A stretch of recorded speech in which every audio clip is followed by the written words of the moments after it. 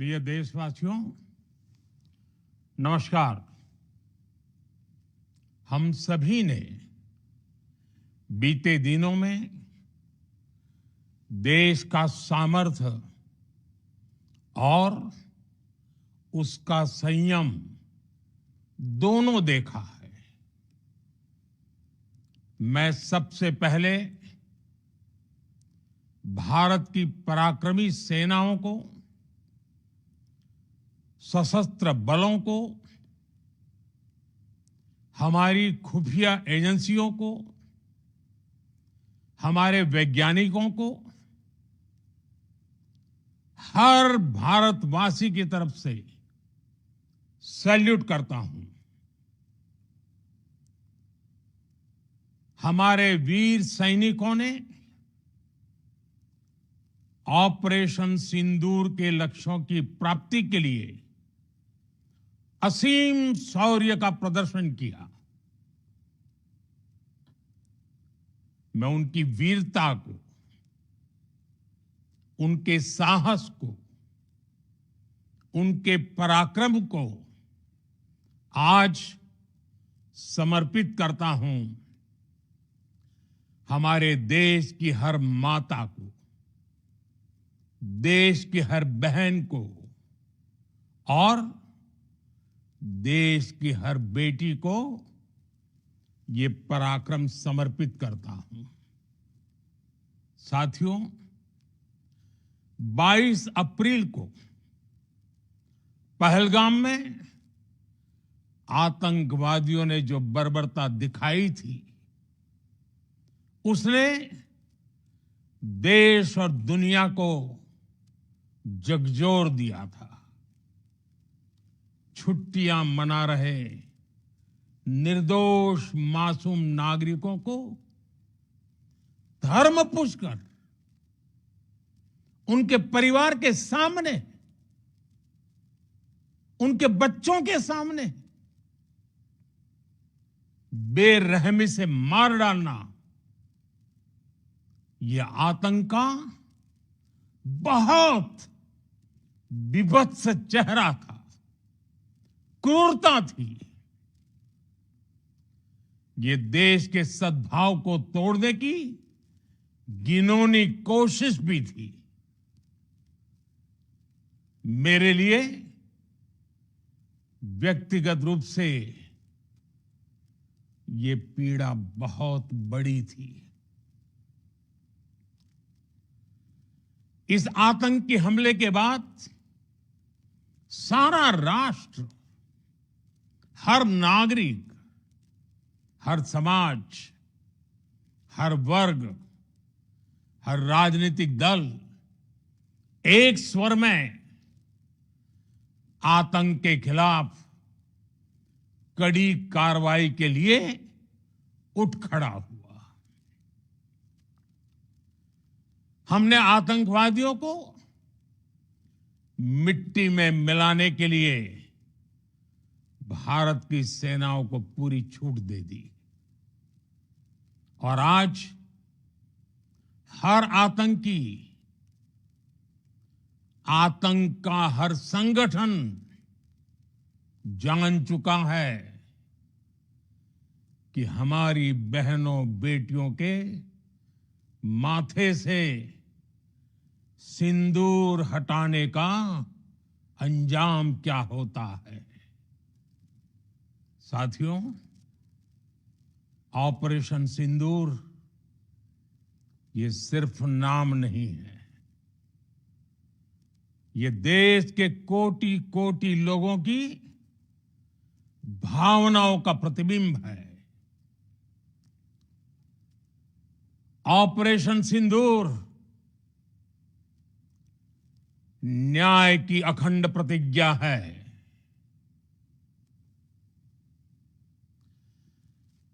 6 मई की देर रात, 7 मई की सुबह पूरी दुनिया ने इस प्रतिज्ञा को परिणाम में बदलते देखा है। भारत की सेनाओं ने पाकिस्तान में आतंक के ठिकानों पर, उनके ट्रेनिंग सेंटर्स पर सटीक प्रहार किया। आतंकियों ने सपने में भी नहीं सोचा था कि भारत इतना बड़ा फैसला ले सकता है। लेकिन जब देश एकजुट होता है, नेशन फर्स्ट की भावना से भरा होता है, राष्ट्र सर्वोपरि होता है, तो फौलादी फैसले लिए जाते हैं, परिणाम लाकर दिखाए जाते हैं। जब पाकिस्तान में आतंक के अड्डों पर भारत की मिसाइलों ने हमला बोला, भारत के ड्रोन्स ने हमला बोला, तो आतंकी संगठनों की इमारतें नहीं, बल्कि उनका हौसला भी थर्रा गया। बहावलपुर और मुरिद के जैसे आतंकी ठिकाने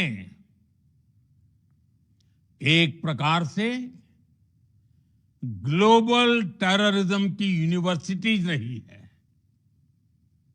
दुनिया में कहीं पर भी जो बड़े आतंकी हमले हुए हैं, चाहे 9/11 हो, चाहे लंदन ट्यूब बॉम्बिंग हो, या भारत में दशकों से जो बड़े बड़े आतंकी हमले हुए हैं, उन सब के तार कहीं ना कहीं आतंक के इन्हीं ठिकानों से जुड़ते रहे हैं। आतंकियों ने हमारी बहनों का सिंदूर उजाड़ा था, इसलिए भारत ने आतंक के ये हेडक्वार्टर्स उजाड़ दिए। भारत के इन हमलों में 100 से अधिक खूंखार आतंकवादियों को मौत के घाट उतारा गया है। आतंक के बहुत सारे आका बीते 2.5-3 दशकों से खुलेआम पाकिस्तान में घूम रहे थे, जो भारत के खिलाफ साजिशें करते थे। उन्हें भारत ने एक झटके में खत्म कर दिया। साथियों, भारत की इस कार्रवाई से पाकिस्तान घोर निराशा में गिर गया था, हताशा में गिर गया था, बौखला गया था। और इसी बौखलाहट में उसने एक और दुस्साहस किया। आतंक पर भारत की कार्रवाई का साथ देने के बजाय पाकिस्तान ने भारत पर ही हमला करना शुरू कर दिया। पाकिस्तान ने हमारे स्कूलों, कॉलेजों को, गुरुद्वारों को, मंदिरों को, सामान्य नागरिकों के घरों को निशाना बनाया। पाकिस्तान ने हमारे सैन्य ठिकानों को निशाना बनाया। लेकिन इसमें भी पाकिस्तान खुद बेनकाब हो गया। दुनिया ने देखा कि कैसे पाकिस्तान के ड्रोन्स, पाकिस्तान की मिसाइलें भारत के सामने तिनके की तरह बिखर गई। भारत के सशक्त एयर डिफेंस सिस्टम ने उन्हें आसमान में ही नष्ट कर दिया। पाकिस्तान की तैयारी सीमा पर वार की थी, लेकिन भारत ने पाकिस्तान के सीने पर वार कर दिया। भारत के ड्रोन्स, भारत की मिसाइलों ने सटीकता के साथ हमला किया। पाकिस्तानी वायुसेना के उन एयरबेस को नुकसान पहुंचाया, जिस पर पाकिस्तान को बहुत घमंड था। भारत ने पहले 3 दिनों में ही पाकिस्तान को इतना तबाह कर दिया जिसका उसे अंदाजा भी नहीं था। इसलिए भारत की आक्रामक कार्रवाई के बाद पाकिस्तान बचने के रास्ते खोजने लगा। पाकिस्तान दुनिया भर में तनाव कम करने के लिए गुहार लगा रहा था और बुरी तरह पीटने के बाद इसी मजबूरी में 10 मई की दोपहर को पाकिस्तानी सेना ने हमारे डीजीएमओ को संपर्क किया। तब तक हम आतंकवाद के इंफ्रास्ट्रक्चर को बड़े पैमाने पर तबाह कर चुके थे। आतंकियों को मौत के घाट उतार दिया गया था। पाकिस्तान के सीने में बसाए गए आतंक के अड्डों को हमने खंडहर बना दिया था। इसलिए जब पाकिस्तान की तरफ से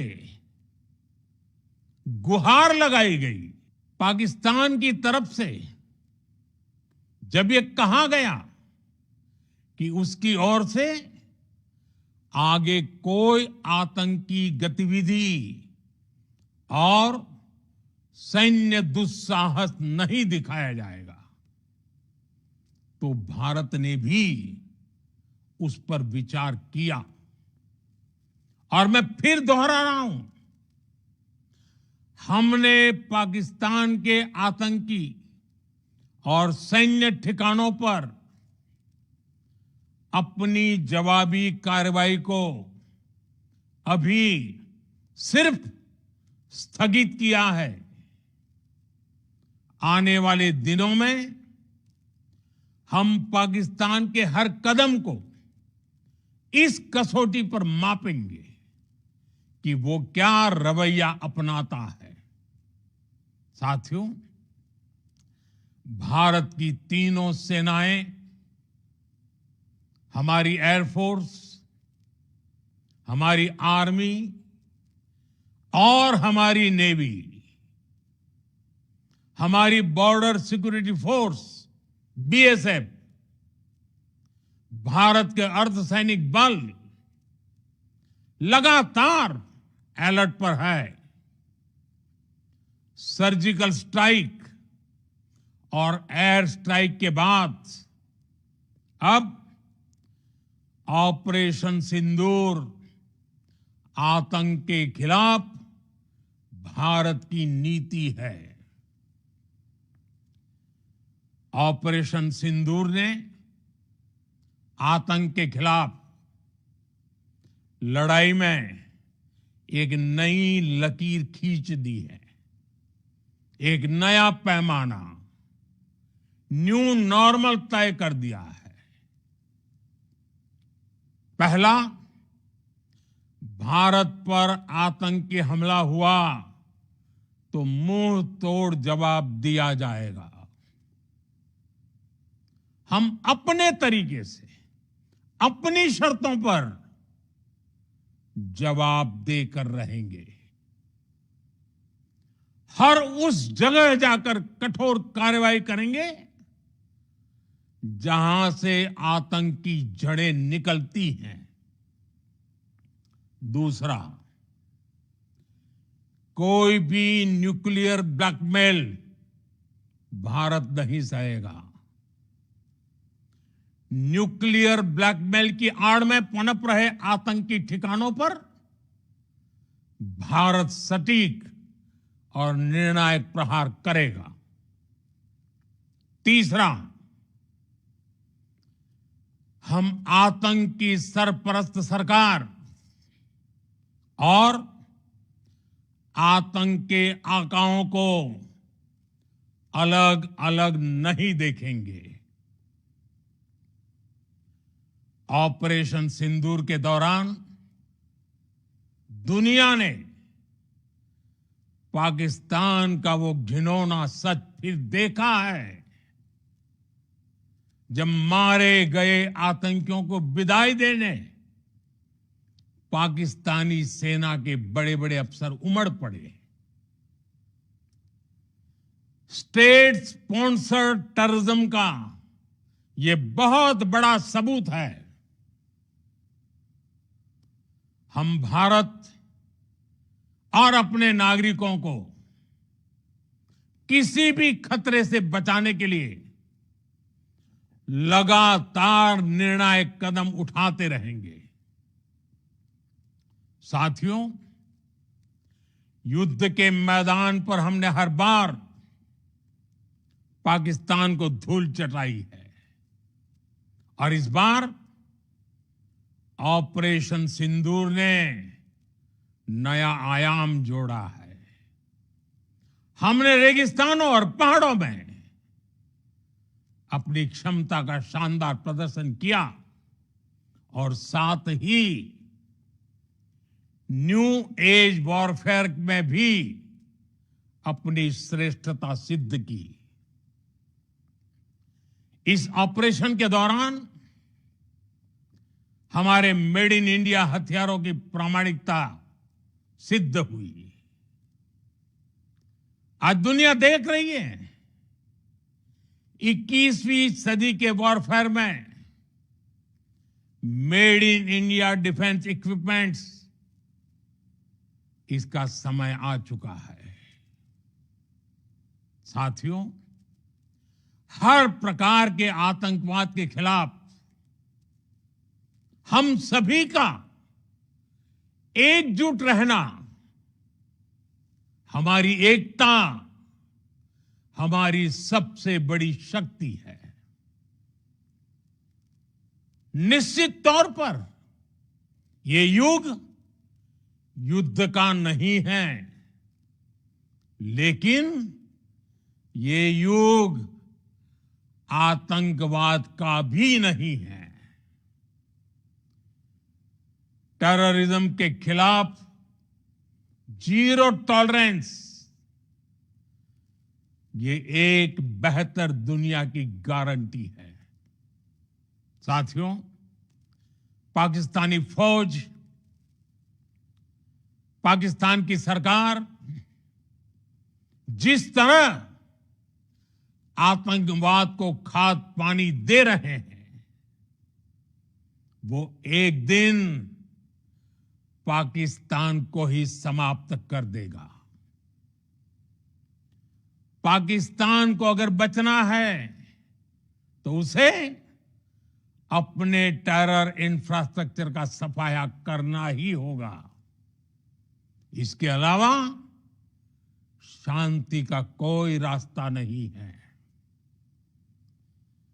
भारत का मत एकदम स्पष्ट है।